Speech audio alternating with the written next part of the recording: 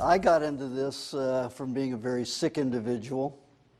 I was born into a very violent household, a white bread society household, and that's where we ate lots of white bread and cereals and potato chips and soda pops and stuff like that. And this was, soda pops were just coming into style, in the 40s and 50s. And I was born 18 months after my older brother, one of my older brothers, and he never forgave me for taking the attention away from Mom, just like that, at 18 months old. So he pushed me on anything that was rusty. That's what I fell on. He made sure of it. So I was getting tetanus shots every 6 months, even though that they thought at the time tetanus shots would last a year. Now they say they last, 2 to 5 years. But at that time, they were giving me, every 3 to 6 months, they were giving me a tetanus shot because I was always injuring myself on rusty instruments. And at the 18 months old, the tetanus shot I got there went to my brain. And it gave me autism. So I was unable to communicate from that point on. I could not understand language at all. It was 8 years old before I was able to understand that I could parrot. I'd listen to sound bites and I would throw them back.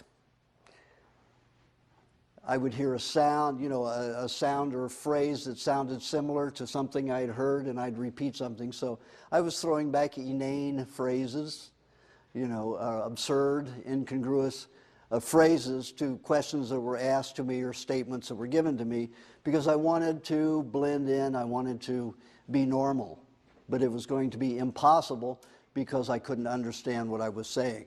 So that was very difficult because then people were thought that I was insulting them, making fun of them. They thought maybe I was just like a James Dean character, a wise guy, because I didn't look autistic. I didn't have that stare because my parents didn't let me stare. If I stared, they hit me, just like that, smack me with their hand, back of their hand or something like that, or got the belt out. So they would not let me stare.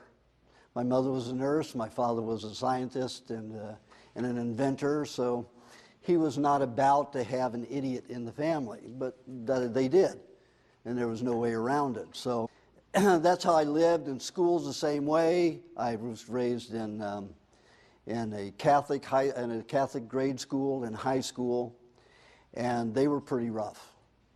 I don't think I'd known anybody more violent than the nuns and the priests. I got expelled on my first day of my sophomore year in high school, so that was perfect because then I went to a public school and they were a little bit more aware in that realm. So that was a little bit better. By the time I reached 12 years old, I had had so many vaccines and contaminated my body so much that I developed peritonitis. It was misdiagnosed as an appendicitis. And they got in there, found the appendix okay, but they took it out anyway because they didn't want to cause me trouble in the future. And that's the way the medical profession thinks, which is a sad thing. They don't realize the appendix is a library. It registers every foreign object that ever enters your body and the chemistry on how to handle it. Every disease that you've ever had, it's your library. So if they remove that, that means that every time a substance comes into your body has to reevaluate it. And that can take anywhere from 24 to 48 hours. If you have an appendix, just like that, 20 minutes, 30 minutes, you're already dealing with the chemistry of that element that comes into the body. Of course, with all the new chemicals we have in our society, in industrial society, it isn't as easy because there are new elements, so the body is always registering these new elements, whether it's a pesticide in your food or a preservative or a coloring, a food additive, whatever it is, a flavoring, aspartame, any of those. Your body is always trying to rebalance itself and to adjust. And all those will be registered in the appendix. Some people's appendixes are very weak. So what happens is they burst. Now, the burst appendix were very rare before 1945, before canned foods came into heavy being. And that's when appendixes started gradually bursting because of all the contamination and the pancreas trying to register all of it. So they took my appendix at 12 years old, and they were injecting me every 2 to 4 hours with several injections. So by the time I got out, I was very debilitated. I was chronically fatigued all the way from about 8 years old when I started receiving a lot of the vaccines. At 15 and a half years old, right after my third polio vaccine, I started having angina pectoris. That's for old people, right? Heart attacks. I was having a heart attack about 5 a week. Some of them would cause me to black out, the pain was so bad. My whole arm would hurt all the way down. I'd pass out, fall off my desk, lie on the floor in the aisle, and they just let me be. Because the doctors told them it was all in my head. All in my head. I've got heart attacks, and it's all in my head. Because all they look for is congenital malformations or congestion. So if they don't find a congested heart or arteries, they look at it as if there's no problem. They don't realize that mercury and formaldehyde and aluminum and detergents that are in vaccines go to other tissues in the body. See, they won't register that because if they do, you can sue them. So they will never admit it. So it went into my heart just like the one at 18 months old went to my brain and damaged it. This went to my heart. So I had over 300 heart attacks by the time I was 22 years old when I changed my diet heavily. I had 50 of them put me unconscious. I didn't die with any of them, but they were pretty painful, very, very painful. Also, I developed diabetes, juvenile diabetes at 15 and a half, and started to take insulin. And they said that was incurable and that I would never have a well pancreas the rest of my life, and I would always have to take insulin. So by the time I was 16, I met a girl who liked me. I was 15 and a half actually when I met her, who liked me a lot. And still, you know, I mean, she had to communicate on a psychic level because I was still an idiot. And I still couldn't communicate. The way I got through schools was I always picked the smartest, most sensitive girl to sit next to in every class. And I copied her hieroglyphs because I couldn't identify, except for patterns, you know, words. To me, they were just abstract lines. So I copied those abstract lines down. I mean, I could do her own handwriting style, everything. So I got caught a few times doing that because they thought it was somebody else's paper, their paper, not mine, they were doing. So I realized that I had to alter these objects that I was writing, these hieroglyphs. So it was a very complicated way to grow up. It was very difficult. I was always a loner. Nobody wanted to play with me or be with me because they thought I was an idiot or a wise guy. I was always saying things that would insult them, and I didn't know what I was saying. So by the time I was 16, when this girl came into my life, I thought, wow, this is pretty great.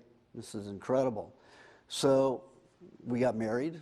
I was 16 years old, had a child the first day of my, the first week of my senior year in high school.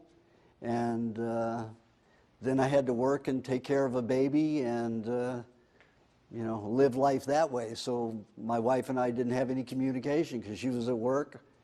When I would go to school in the mornings, come home, take care of the baby. She would come home from work. I would go to work, get home, take care of the baby all night. He cried. He had colic for almost a year and just cried almost 24 hours a day.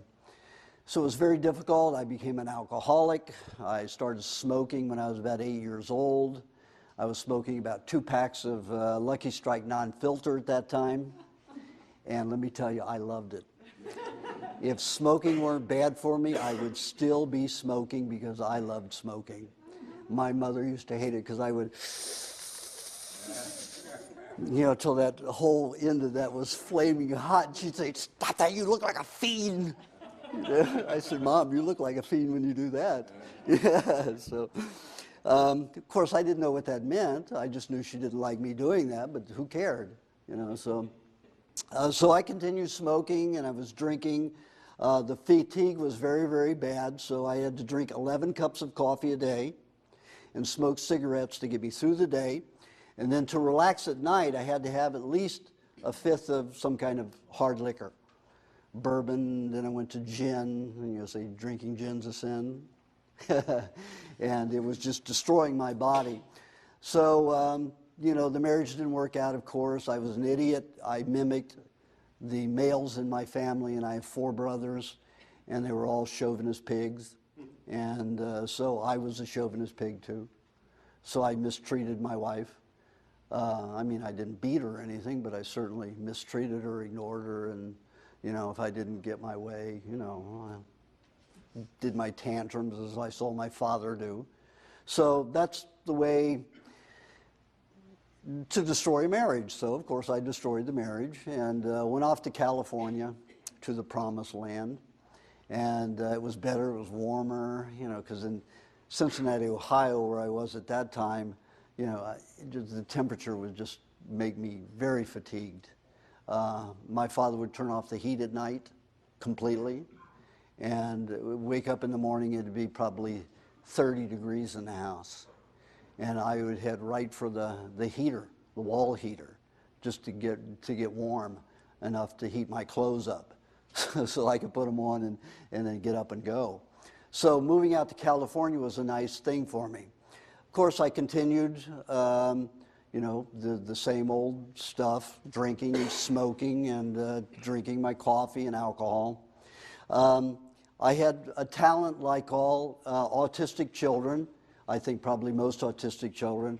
I was an idiot savant in one way. Somebody could give me a computer program, and I could write it in about an hour or 2 hours. It would take them a month to a year to write. It was like, I didn't know how I did it. I just did it.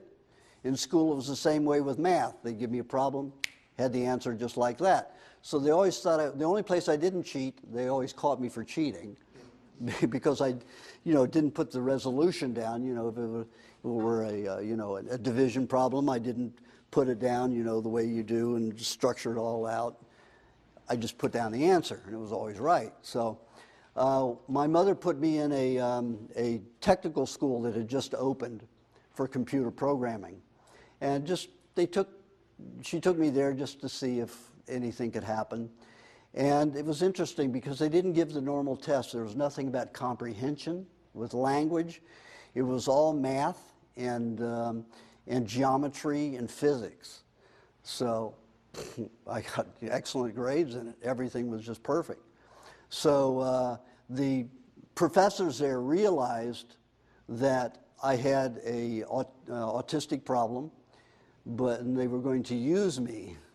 So they put me in with the 3rd largest trucking company in the world to do systems analysis for them, and Time DC, that was the trucking company, Carte Blanche Corporation. And so I was making a lot of money as being an idiot. You know, it was pretty nice. So I had a little house in Beverly Hills, and but continuing, I had to have my cigarettes and coffee to get me going because I was fatigued all the time, and my alcohol to put me to sleep at night. What do you think happened? Started spitting blood, and I mean projectile spitting blood. So I went to the doctor, and they said, "Oh, you have an ulcer, and you know, here, take Maalox. Take as much as you like." And this is just chalk, watered down chalk. So I was drinking that, and of course, wasn't digesting anything because it did take off all the hydrochloric acid. So then I was breaking out. First time I had acne in my life. I mean, that was the only illness I never had. I had everything else in the sun, under the sun, every disease you can imagine, but acne. But after taking this Maalox, I started having acne. And then 6 months later, a tumor developed right next to the ulcer. So they said, well, we have to cut that out. We're going to give you a vagotomy pyloroplasty. Now, you understand I'm still autistic, so you just do whatever the doctor says. So, of course, I let them go in and cut into my stomach and take out the tumor. And they severed all the vagus nerves to my stomach, so I would never, ever again secrete hydrochloric acid. They put me in the class of octogenarians who do not digest food at all because they have no hydrochloric acid. Everything I ate after that, if I ate meat, it came out in big pustulations, anywhere from my forehead all the way down to my knees. I'd be just covered with those within 24 hours of eating cooked meat. So that really whittled it down because I was a big meat eater. I loved eating meat. Cooked, of course. I had everything well done. My mother didn't know how to cook, so everything was burned. Nothing was seasoned. I didn't know what seasoning was. And my father always forced salt on us. You know, he was one of those big believers in salt, so everything got salted. He wondered why he had migraines all of his life. Migraine headaches because of all the salt that he had. But that's what he did. And that's how I ate. Then the incision turned tumorous. It got up to 1.5 inches wide and 3/4 of an inch high. It was a pretty big tumor. So they said, okay, we have to irradiate that, stop it from growing. So I had 10 weeks of intense radiation therapy. Has everybody done pottery here? Know what happens when you take nice soft clay, malleable clay, alive clay, and you fire it? It's dead stone, hard as can be, depending upon the cone heat level that you take it. If you take it up to a very high level, like 1,700, 2,300 degrees, you can end up with glass, depending upon the type of clay that you're using. So that's what they did to my spine. They cauterized my spine with that intense radiation therapy. So my movement was like this, and painful. If I wanted to sit in a chair, it would take 3 to 5 minutes to get in that chair and sit. I was pretty much crippled after that. So then the radiation therapy not only cauterized my spine and made me fairly crippled and in pain all the time, it also gave me blood and bone cancer, typical of radiation. So I got blood and bone cancer. So it's even more fatigued, no energy at all. So they decided they were going to give me chemotherapy, so I went through 3 months of chemotherapy right here at UCLA. And they left me bald, completely crippled. I was crawling on my elbows like a worm.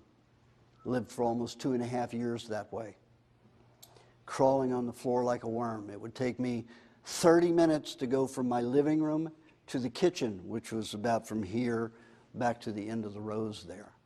30 minutes to get that far. I was so fatigued and so crippled and very painful. And I couldn't sleep. I'd sleep 10 minutes at a time, 12 minutes maximum. We'll wake up in excruciating pain. So they said because of the radiation therapy, because of the blood and bone cancer, the chemotherapy, I took it, stopped it after 3 months. They said you're going to die anyway. They wanted me to go into a hospice, and I said, no hospice, no going away from my home. I was still autistic. I knew that people would be offended or ridiculed if I threw back a sentence that was wrong. 2 volunteers from the hospice agreed to come 2 to 3 times a week, shop for my food, feed me, clean the house, make food for me for a few days, and then leave. And they were very wonderful. One of them was just an 18-year-old African-American boy that was about 6'2", and he belonged to the Going thing, which at the time was a group of singers hired by the Ford Motor Company to go around singing the Going thing, and they were in their Mach 1, Mustangs. And this kid was a volunteer. And this kid brought me carrot juice and raw milk. Only carrots I'd ever had were cooked, and every time I ate a cooked vegetable, I'd projectile vomit. So my parents forced me to sit at the table for 45 minutes to 2 hours after dinner, after everybody else left, because if I vomited anything, they would put that much more back on my plate and I had to eat it. So I had to learn how to cut my sense of taste off and my sense of vomit and repulsion off and swallow and get it down and hold it. So it was a very difficult thing to do. So here I was in a situation where I was vomiting a lot, and carrot juice, he was offering me the carrot juice, and I was saying, I don't think so. Finally, he coaxed me into drinking it. It was the best thing I'd ever tasted in probably a year since my stomach surgery. So I started drinking it, and then 10 days later, my autism popped off, just like a light switch. I thought, oh, verb, adverb, adjective, conjunction, all of this stuff. All of a sudden I understood everything and I started communicating. So I called my uncle, who was matriculating for his doctorate in psychology here at UCLA, and started having a conversation with him. And he said, "This Aajonus? Aajonus?" You know. And I said, "Yeah, isn't this great?" And he says, "Well," I said, "what I want to do is get a lot of books on nutrition. Do you know anything about that?" He said, "Well, I don't believe in nutrition and all that. You know, it's more of what's in your mind." Of course, he was a psychologist. You know, so well, what else is he going to say and believe? So I called Steve, the young African American who had got me into the carrot juice, and I said, "Listen, I spent all my money on I don't have anything left. I'm about to lose the house, and I want to buy a lot of books." And he said, "Sure, I'll loan you, you know." So he loaned me $110, and $110 in 1969 was a lot of books, because, you know, paperbacks were like 75 cents, 95 cents max for a big, thick book. And then hardbacks were anywhere from $1.25 to $2. So I got a lot of books on nutrition, and, you know, some of them were, you know, mind over matter stuff, you know. So I went through all those, and everything contradicted everything else. These people said, "Eat this." These people, "No, don't eat that because this will happen." So completely confused about what to do. So all I could do was just experiment and try different foods. So that's what I did. I tried different foods. Every time I ate something raw, it was easy, much easier. Didn't have much trouble with indigestion. Even with my situation and all my poisons that I had in the body, I could still do it. Every time I ate, of course, I'd have to go right to sleep, no matter if it was cooked or raw. But I had no energy, not enough nutrients in my body to be able to sustain anything else but digesting. That means I had to go to sleep for about an hour to an hour and a half after eating. And that was fine because I was always in pain. My bones were just aching. The only way I could stay out of pain was to get in a bathtub. I had a clawfoot, you know, tub, so it was pretty deep and pretty long, so I could fill it to the top, immerse myself in there, just my head sticking out, and put, you know, some Epsom salts in there and some raw milk, and it would cause me to be slightly buoyant, so I could sleep without any pain. If I slept anywhere else, 10, 12 minutes, 7 minutes, I was up in excruciating pain. Have to move over, let that pain subside, and then I go to sleep for a few minutes and I wake with pain again. In the bathtub, I would have almost had literally no pain, or pain that was easy to sleep through. And I wake up in an hour and a half, 2 hours, freezing to death because the water got so cold. So I just let some of the water out, heat it again, really high temperature, and then go to sleep again. So I could sleep 10, 12 hours like that. So that's when I finally started getting a little bit healthier and well quicker. So I got a nutritionist who taught me a lot about nutrition. He tutored me for 3.5 years. Even though I was no longer autistic, I still had learning disabilities because I never learned to learn as everybody else did. So this tutor was very good. He was mainly into raw foods. He was about a 75% raw fooder. at times, he said, some of it's mind over matter, so I attempted to do the mind over matter stuff and went back to my RC Cola and donuts, powdered donuts that I loved, and, and all this kind of garbage. And of course, within a week, 10 days, I'd be back into autism. So on the third time that happened, I said, listen, I may have been an idiot, but I'm not stupid. So, food has something to do with your health. It's chemistry in itself. So I adhered to some kind of nutritional program. And I got more and more into raw, but it was moving into vegetarianism. I went from a raw lacto-ovo vegetarian where I was eating raw eggs and dairy, got very healthy and compared to where I was, very healthy and strong. I mean, I didn't have to crawl on the floor so much. I mean, I could crawl on my knees and hands like a baby, and I had to learn all over how to walk and run and do all of that. So I was getting healthier, and I felt a lot better.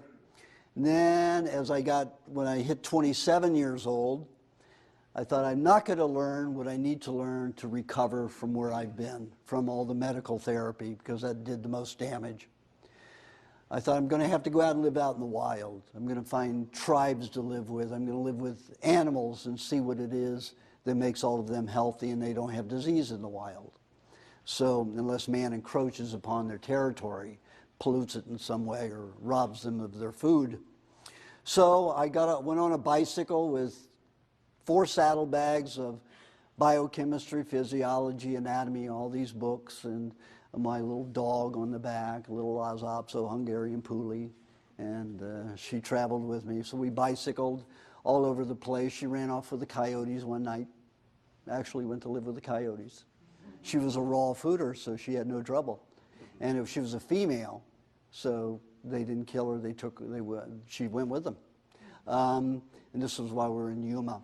So I traveled with my bicycle all the way across the United States and all areas of the United States 5 times, went all the way down to the Yucatan and all the way up to Alaska in a 2.5-year period.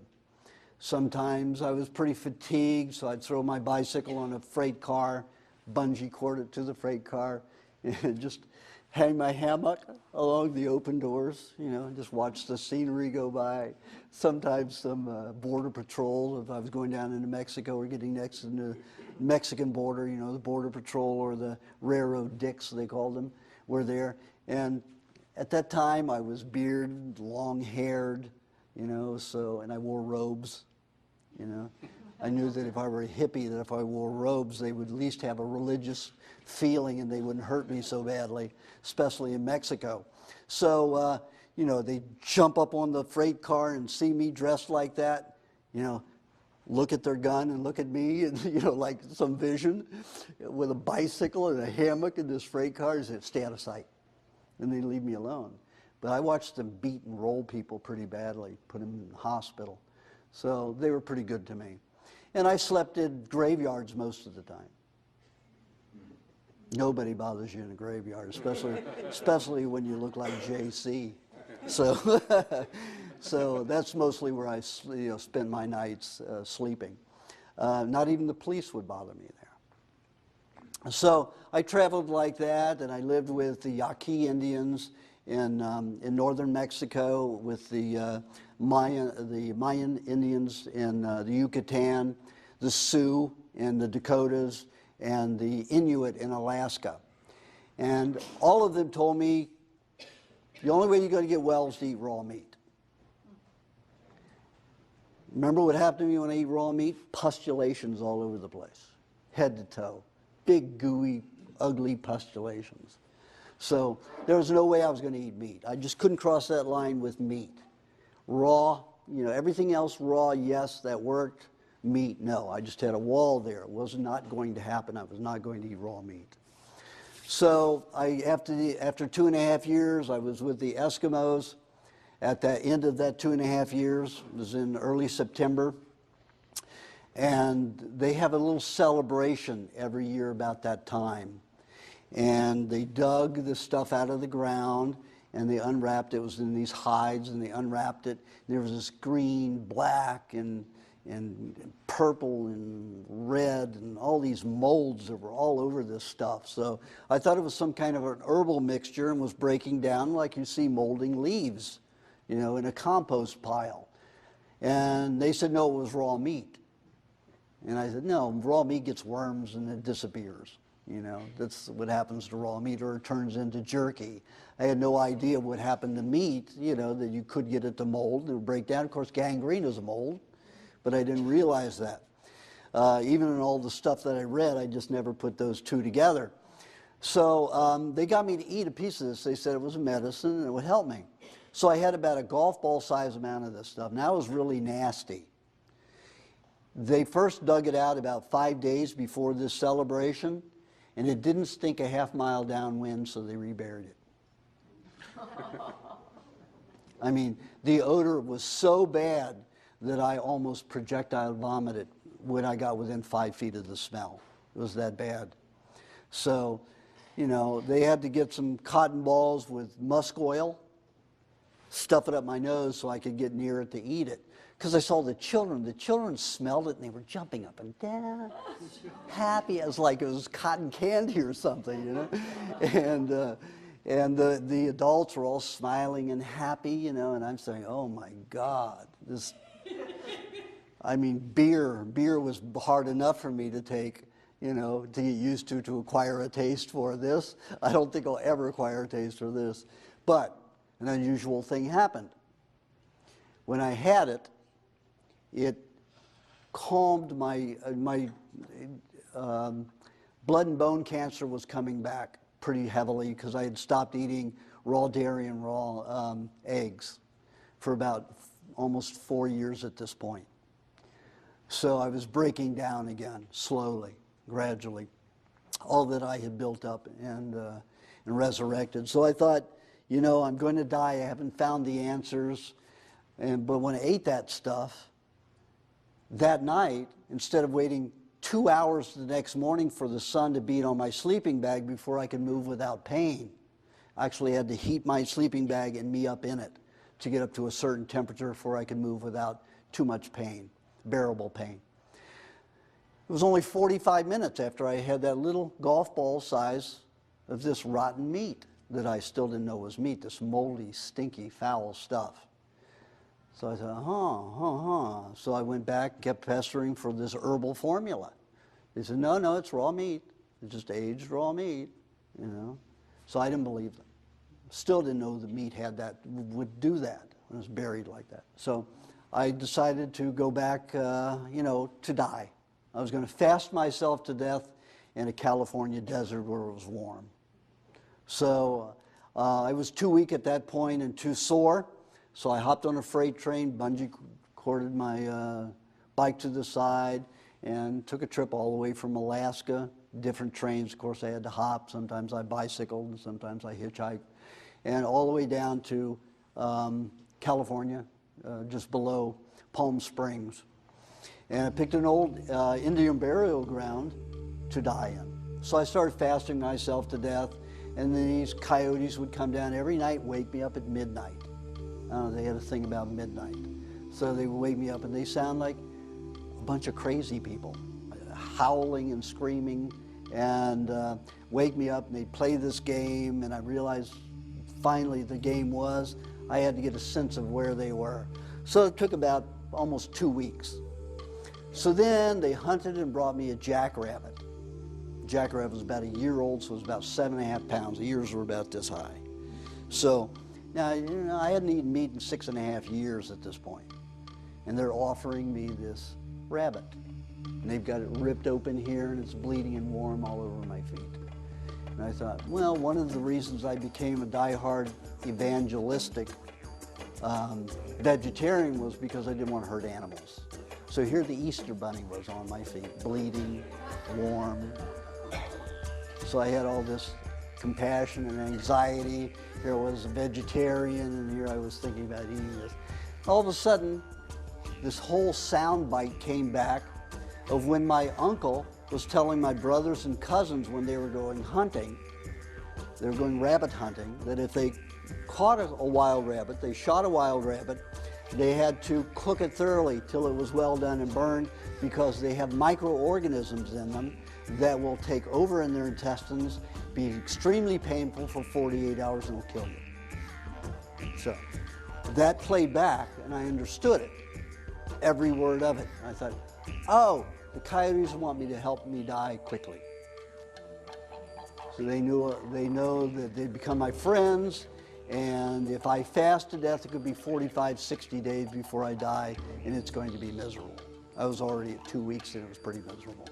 So picked up this rabbit and started pulling, grinding, and, you know, kept coming back up. So I thought of myself back at home. My parents were there over me. Eat those vegetables. Eat those vegetables. So I went back to that place and I said, okay, I'm going to psych myself into this, cut off my taste buds, everything, and get this down. So I did it. It took about 5 minutes to do that, and then I started eating it, and I was able to eat it. And after about 15 bites, it became tasty. So I ate 3.5 pounds about of that animal. And then the coyotes shared the rest. So I was hiking back to my campsite, and I knew I was dying because I felt good. The only times that I had felt good in my life was in my near-death experiences, twice on the operating table when they had to revive me from dead, and once when I was on a recreational drug trip where I died. So, and I left the body, and I remember leaving the body, and there was no pain.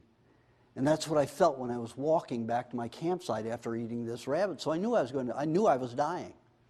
Without question, I knew I was dying. I felt good. So, went back to the campsite, went to sleep, woke up the next morning, and guess what? I was still in my sleeping bag.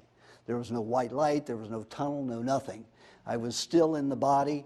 However, just like with the Eskimos, and this was like 3 months later, just like the Eskimos eating that rotten meat, I only had to wait 45 minutes to get out of the sleeping bag. Not 2 hours, again, with the sun beating on the sleeping bag. So I thought, well, I've still got 48 hours to go, or 40 hours to go, before the microbes take over my intestines and kill me. So I just drank water in that time, and you know, meditated a lot, and waited and waited and waited. No cramping, no diarrhea, no vomiting, no nothing. 3 days go by, and I say, it has to be the meat, the raw meat. Just like all 4 Indian tribes told me, raw meat is what I needed. So I ate this raw meat, this wild rabbit that's supposed to be infested with all this garbage and was supposed to kill me. Didn't do a thing but make me feel better. It made me strong. So I thought, okay, I'm going to start eating animals. So what happens? Well, sidewinders started passing me by right at that moment.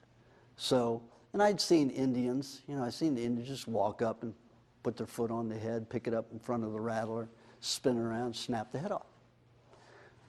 I didn't think a thing. It just automatically, instinctively, I just went up and put my foot, bare foot, on the head, picked it up in front of the rattler, whipped it around. I said, oh, shit. I've never done this before.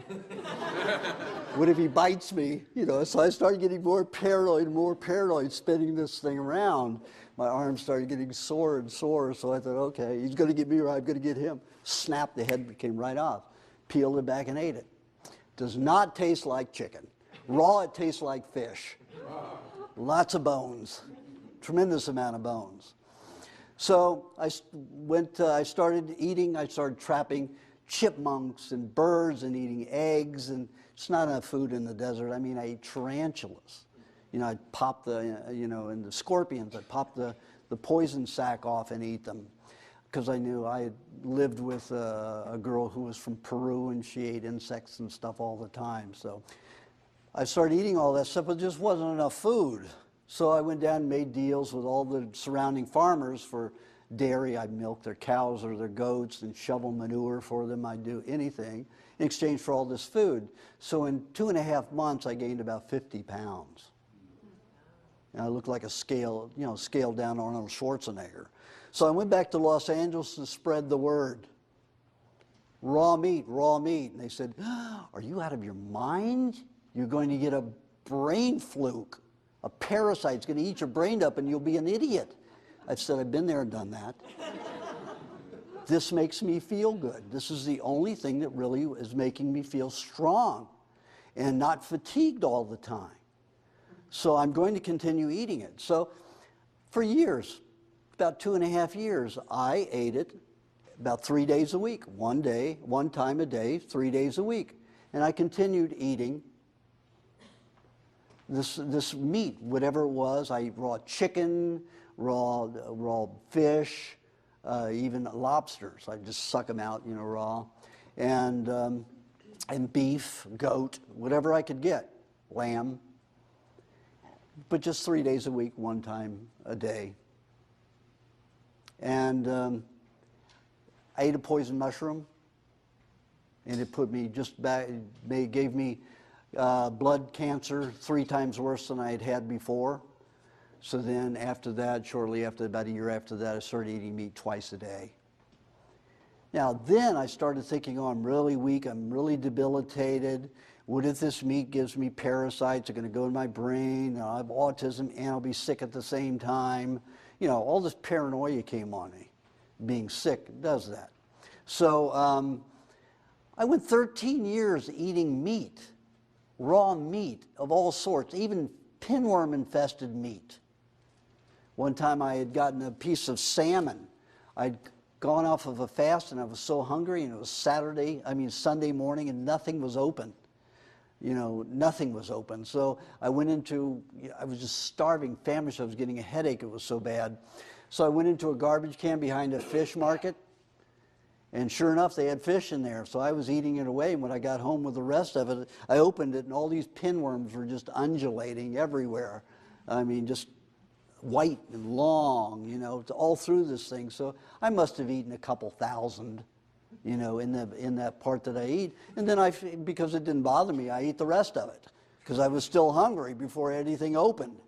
And I had my feces and blood checked for 10 weeks. Not one parasite.